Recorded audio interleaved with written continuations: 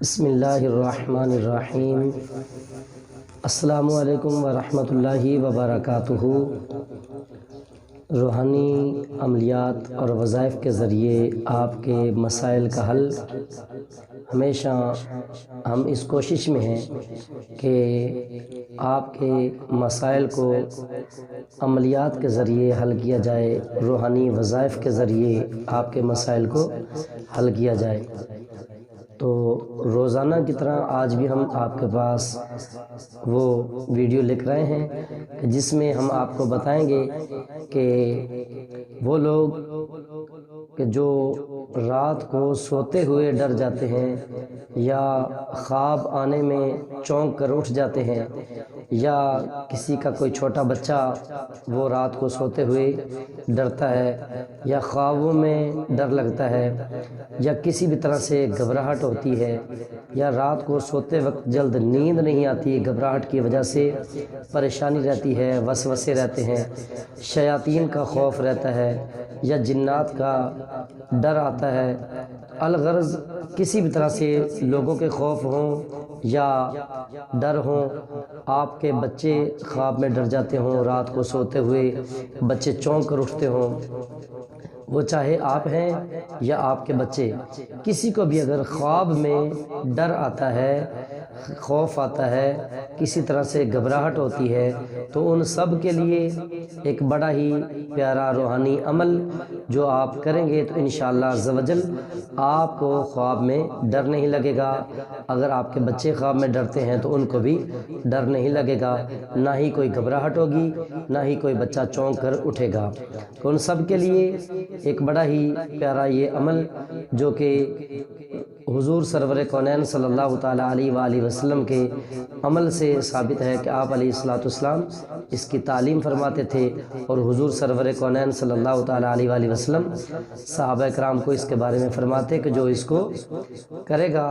اگر پڑھ کر اس کو اپنے ہاتھوں پر دم کر کے چہرے اور سینے پر پھیر لے گا تو انشاءاللہ عز و جل اس کو خواب میں ڈر نہیں لگے گا، نہ ہی کسی قسم کی گھبراہٹ ہوگی۔ اور بزرگوں کا یہ طریقہ رہا ہے کہ اگر چھوٹے بچوں کو کوئی ڈر لگتا تو تعویذ بنا کر اس عمل کو اس کے گلے میں ڈال دیتے،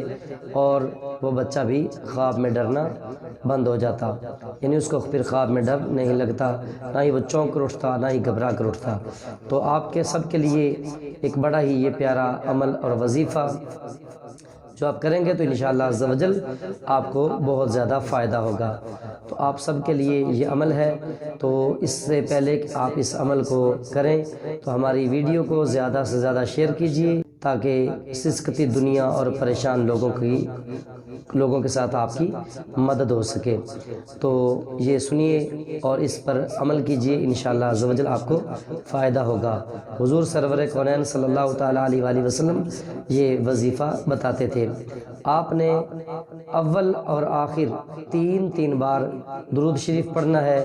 اور درمیان میں آپ نے ایک بار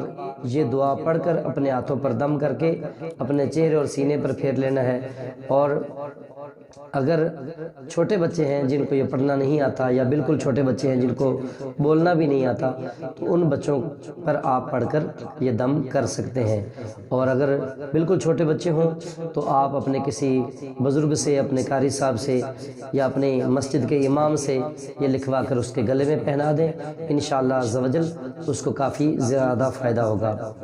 تو عمل کو سماعت کر لیجئے۔ اول آخر تین بار آپ نے درود شریف پڑھنا ہے، اور اس کے درمیان میں یہ وظیفہ پڑھنا ہے: اعوذ بکلمات اللہ التامات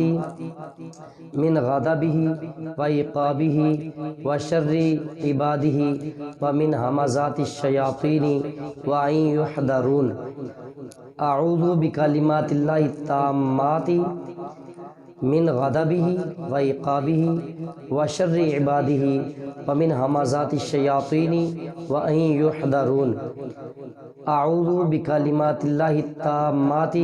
من غضبہ وعقابہ ومن ہمزات الشیاطین وان یحضرون۔ یہ عمل ہے، آپ نے اپنے اوپر بھی اس کو دم کر سکتے ہیں اور اپنے بچوں پر بھی دم کر سکتے ہیں، اور ان لوگوں کو بھی بتا سکتے ہیں جو اس طرح کے مسائل میں مبتلا ہیں۔ اللہ تبارک و تعالی سب کو صحت اور تندرستی عطا فرمائے اور آپ کے مسائل کو حل فرمائے۔ السلام علیکم ورحمۃ اللہ وبرکاتہ۔